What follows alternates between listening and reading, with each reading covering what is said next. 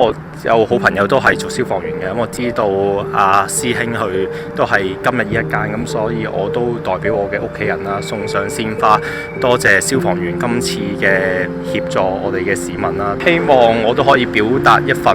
對佢嘅多謝，同埋都讓各位消防員知道，其實我哋都係好支持佢哋，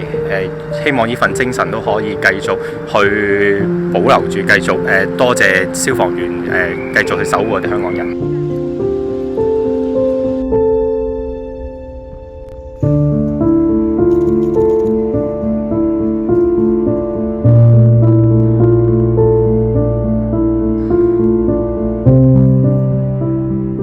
幫助啲遇難嗰啲家屬啦，幫得幾多唔得幾多啦。我哋冇錢，我哋咪出分力咁樣咯。即係希望有錢嗰啲人就出錢啦，冇錢嗰啲就出力啦。我希望佢哋啲家人早日忘卻悲痛啦，